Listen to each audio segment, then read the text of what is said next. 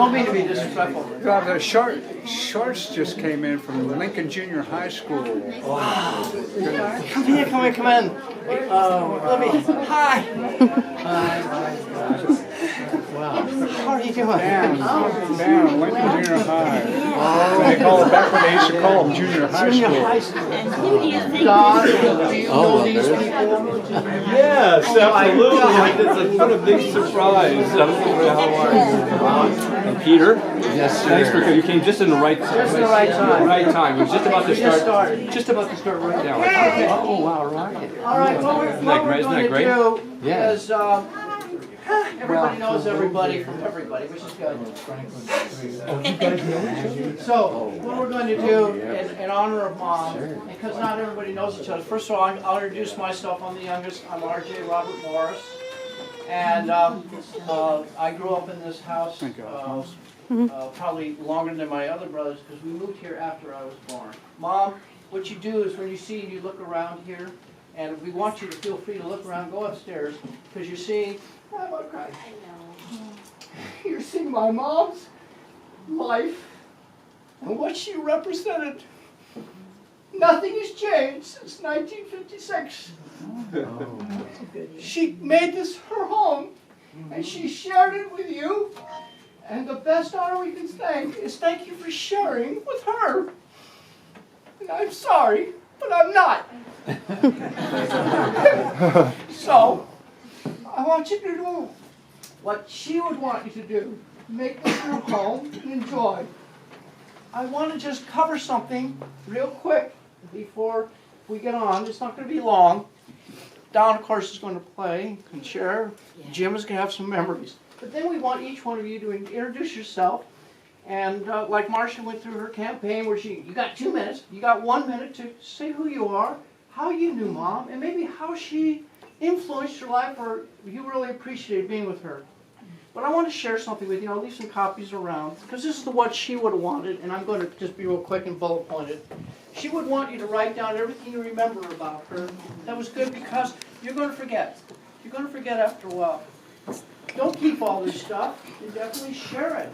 Share it with the folks that are around. People like maybe you remember Mom. She said, I just really love this. She shared this with me. You know, please don't be afraid to ask. Something that will help you to remember. Don't become too attached to the wonderful fragrances of the house because they will change. But when you do smell those fragrances, be sure you remember.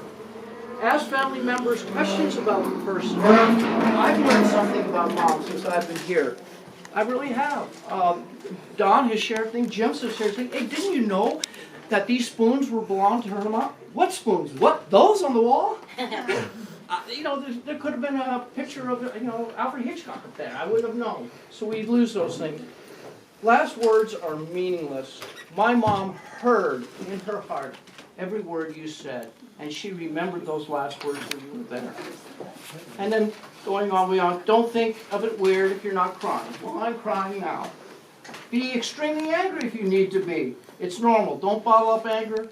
That's how you have catastrophic life breakdowns in public, like I'm having right now. It's okay to feel relief when someone has died and enter into counseling or therapy. Therapist right there. And this young lady, Miss Elizabeth, her first move is, how are you doing? What? Someone's asking me. How are you doing? Thank you very much. That's very grateful. How might be the time to rescue a cat or dog? Because you want to think and pass on the love and the care of the person you remember. And don't feel bad by taking your friends up on their offers. So that's great. So anybody have, any Chateau, 1933, Godon, caviar, lobster, I'll be happy to take that. So I'm going to turn over to Don and Jim, and then as an honor to my mom, us three boys would like to ask all the gentlemen who've had a influence with my mom, been influenced by my mom, we have just a little jingle that we would like to pass on. Don? Okay. As the eldest of the family, I decided to carry on the tradition of Judaism on my father's side, and in 1992 I converted to Judaism with my former wife, and it had an enormous impact on me. My mother being a total atheist agnostic, she wasn't atheist because she considered that a religion, but she wasn't agnostic, and she would look, whenever I told her that I was going to shul, she was always fascinated, but she kind of rolled her eyes until about 5 years ago when I moved into the back house and started taking care of her needs and organizing everything and running back and forth to all the hospital trips and the doctor's trips and stuff. And so one day she said, whatever you're doing, don't stop it. Please don't stop it. So it was really, really heartwarming the way she took to Judaism in a sort of a, what you call sort of at a distance. So what I want to do is, let's see, it's over here I think. I'm going to ask Marty to put his yarmulke on, and I have. I'm going to read. We have the mourner's Kaddish, which has nothing to do with mourning and it has nothing to do with Kaddish. It's just praising God basically, and it's written in Aramaic. I'm going to read it and then give your translation for it. Okay. Yitkadal v'yikadash shemei Rabbah, ve'alma divrei hirutei ve'amlech mahutei, ve'chayehonu ve'omehonu, hayedechol beit Yisrael, hagaval, hagalau izman kariv v'yumaru, Amen. Yehi shmei Rabbah meforach, le'olam olamei alaya, Yitbarach, Yitbarach v'yishtabach, Yitbarach v'trumam v'naseh, Yitadar v'talei v'talau shemei dekudesha v'richu le'la min kol birkata v'shirata shus birkata v'nechamata damiran b'yama v'imaru Amen. Yehei shlam arava min shemaya v'chaim aleinu v'al kol Yisrael v'imaru Amen. Posei shalom b'mromav hu yaseh shalom v'al kol Yisrael v'im kol Yosvei tevel v'imaru Amen. The mourner's Kaddish, the quick English is, in recalling our dead of blessed memory, we confront our loss with faith by rising to praise God's name in public assembly, praying that all people throughout the world recognize His kingship soon. For when His sovereignty is felt in the world, peace, blessing, and song fill the world, as well as great consolation. Okay.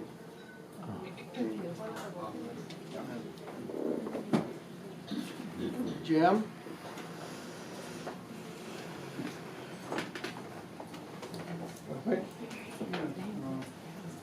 Well, I just sort of have a little laundry list of memories, not written down in a particular order, about who my mother was and is, and her memories. First up and foremost was, don't give me any designer lettuce. Oh my gosh, that's so funny. He symbolized ordinary lettuce down at the Golden Bowl. Shows a dime. Yeah. That was first and foremost. And second, a little more serious, was I'll read it straight. You don't need religion when you know what is right. It doesn't mean that one does right all the time, but when you haven't, you pick yourself up and have another shot at the title. So, and that really was who she was. I mean, she was functionally one of the more religious people I've ever known, or known of. But as far as, you know, she was a very good Unitarian for many years, and she could abide by all the world's major religions and still not be. It was a real dogma religion. It was not. And that harkened back to when her brother passed away early of polio, when she was about 10, brother Don was 12, and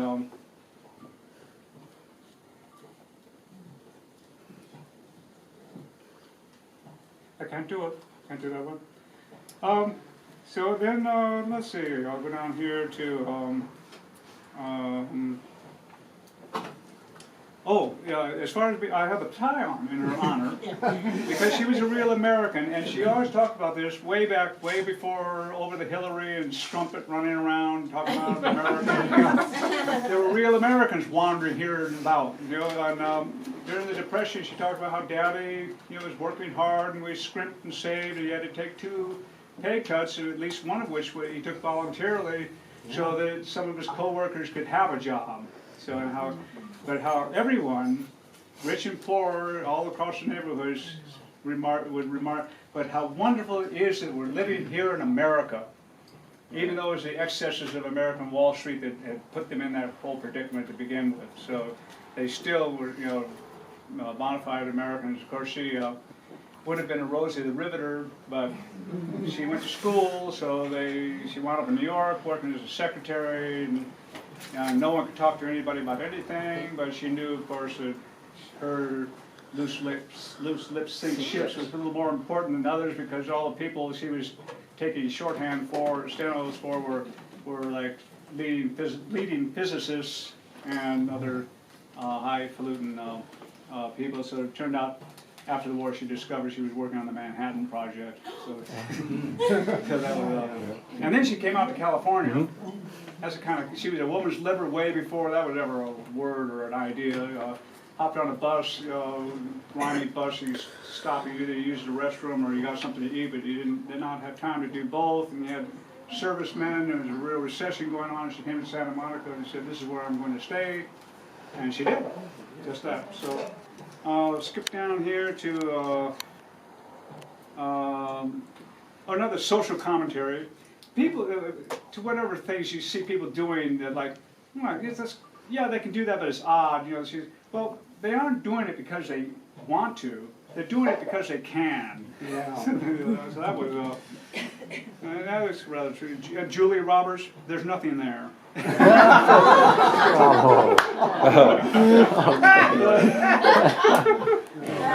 And along those lines, occasionally, she was never disparaging of people in any manner of reality, but she would occasionally, like, well, yeah, person X, or he's running a quart low, or one brick short of a low.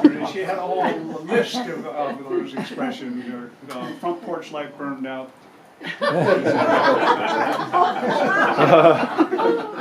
So she loved to have nicknames and things for people and things. Like we had this big white Cadillac we got one time, the '59 with the big giant fins with the two tail gunners on each fins. That was named Moby Dick. And then we had the Oldsmobile, and we had she had a Ford convertible, et cetera, et cetera, et cetera. And she was a wizard. Maybe she felt inferior. She had I think she just had a degree from Knox College, junior college, but she knew more than in her little finger than most people knew in their lives. And she did the New York Times crossword puzzle in ink. I saw that in a movie one time. Two kids were bragging about how smart their parents were. Well, my mommy does it in ink. I went, yeah, my mother did do that.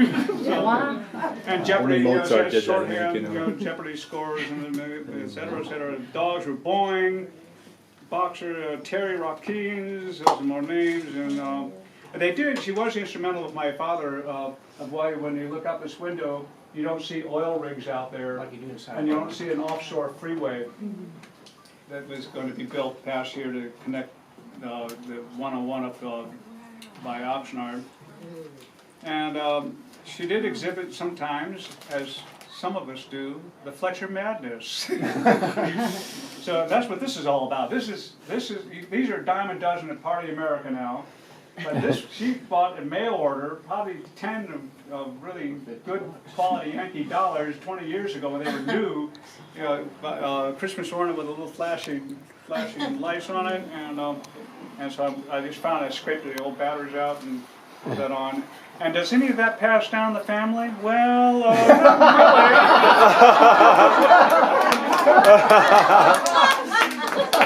really. Then it's more water. It's laid out on the street every Friday and Saturday night. And she was a box kite genius. Nobody could fly a kite in this park today, and she would get up old style box kite, little bamboo slats and a paper box, we'd get it up in the air. Anyway, so let's see. Speed ahead, skip ahead, and then we got people. Oh, of course, speak about religion. We were devout Unitarians because we had the Reverend Ernest Pipes, who married me and my ex, and we call him a 19th century philosopher stuck in a 20th century world, which he really was. So he would read something from the Bible, and then we'd have a collection, and so blah, blah, blah, and then next thing you know, he would expound on the social issue and realize about halfway through, hey, wait a minute, this really has something to do with that Bible draft she just, and then Hawaiian shirts, we had the Hawaiian shirt craze back in the day, and she was instrumental in California Rehabilitation Clinic from the polio, and we would run memeos in the back room till the ink and toner and papers are flashing all over the room. We're all poisoned and ready to drop. And Claire Foundation. Claire. Claire Foundation, right? It's modern day Claire Foundation. Same thing. We took only the copying had changed, the procedure had changed. And then as far as technology, no. And I can lay on rant after rant, as my brothers know about that. And her single line on that was, I'm still getting over the telephone. It was true, because when she was young, it was you picked up and you cranked like that, and when you picked up and once you stopped hearing somebody talk, you cranked, and then the operator would plug your line in. You had a party line, and one of the family people actually wrote "sorry, wrong number" based on that. When you pick up and you hear somebody plotting to murder you or your kin or something, and. The only real prejudice I ever saw was from very early on. Maybe it was all from 1001 Arabian Nights, but she was always going, "What's under that turban?" It wasn't a profound prejudice, but it was there. Really, no. Okay. So I was close together. Let's see. She didn't like people whose eyes were close set together, but she did like George Bush Jr. And speaking of that, we were liberals back then, when liberals meant something, called excellence and such. And so about on the order of 20 years ago, I went, Mom, I said, remember, you were liberal once. She said, well, I'm a little more conservative now, but maybe that's because I have a little more to conserve. That's judged by that, and Hi-Ho in the Mirror Stove, Christmas cards, Christmas carols playing right here. Self-accompanied, beautiful voice and perfect playing. And not just the pablum Christmas carols that we were raised with, but the real ones. And she was long disparaged of the society's forgotten and never plays. And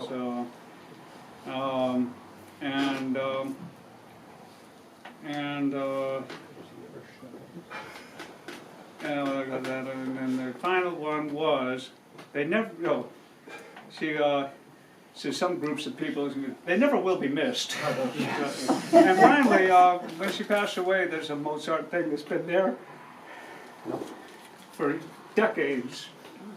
And I was rehearsing the Lacrimosa. The Requiem. Out of that Mozart Requiem.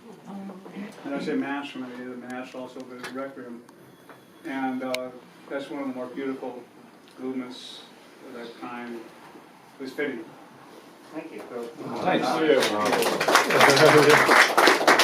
about the